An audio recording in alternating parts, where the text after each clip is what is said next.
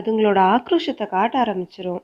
அதனால தான் சொன்னேன் என்று ஃபாதர் சொல்லவும், ஃபாதர், அப்போ இரத்த காயம் ஏற்படக்கூடாதுன்னு சொன்னீங்களே, அது எதுக்கு ஃபாதர் என்று ஜோ கேட்டதும், அது வந்துமா என தயங்கிய ஃபாதர் பிறகு பேசினார்.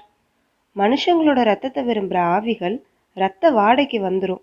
அப்படி வரக்கூடிய ஆவிகள் இரத்தத்தை குடிக்கிறதுக்காக இரத்த காயம் ஏற்பட்டவங்களையே கொன்னுரும் என்று கூறி முடித்தார்.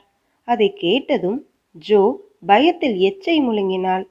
ஃபாதர் ஜோவின் பயத்தை புரிந்து கொண்டவராய் தன் கழுத்தில் இருந்த சிலுவையுடன் கூடிய செயின் ஒன்றை அவளிடம் கொடுத்துவிட்டு தைரியமாக இரு என்று கூறிவிட்டு கிளம்பி சென்றார்.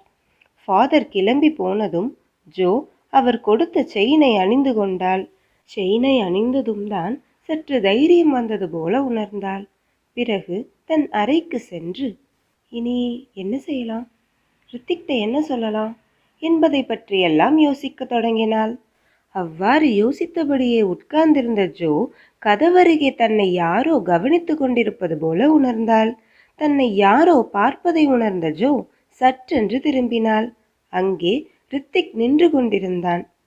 அட, நீ எப்படா உள்ள வந்தா, அதுவும் இவ்வளவு சீக்கிரமாவே வந்திருக்க என கேட்டுக்கொண்டே அவன் அருகே போன ஜோவுக்கு சட்டென்று அந்த கேள்வி மனதில் எழுந்தது.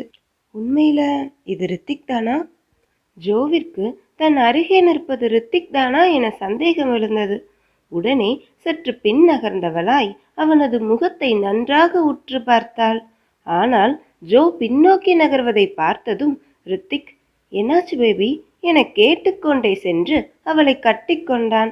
அவன் கட்டி அணைத்ததும் ஜோவிற்கு இது ரித்திக் தான் என புரிய அவளும் அவனை அணைத்து கொண்டாள். ஜோ, என்னடா சீக்கிரமாவே வந்துட்டா, என்னாச்சு என்று ஜோ கேட்டாள். சீக்கிரமாலாம் வரலப்பா, இன்னைக்கு சாயந்தரம் கம்பெனிக்கு விசிட்டர்ஸ் வராங்க, அவங்கள ரிசீவ் பண்ணணும். நைட் அவங்க கூட தான் மீட்டிங் இருக்கு. ஸோ அதுக்காக தான் நல்ல ட்ரெஸ்ஸாக போட்டுட்டு போகலான்னு வந்தேன் என ரித்திக் கூறினான். அப்போ இன்னைக்கு நைட் வரமாட்டியா என ஜோ கேட்டாள். ஆமாம் பாப்பா, இன்னைக்கு நைட் என்னால் ஸ்டே பண்ண முடியாது. பட் டோன்ட் வரி, நாளைக்கு மார்னிங் சீக்கிரமாகவே வந்துடுவேன் சரியா என சொல்லிவிட்டு ரித்திக் குளிக்க சென்று விட்டான். அவன் குளிக்க சென்றதும் ஜோ பரபரப்பானாள். இன்று இரவு தனியாக இருக்கணும் என்பதை நினைக்கும் பொழுது ஜோவிற்கு பயத்தில் வியர்த்து கொட்ட தொடங்கியது.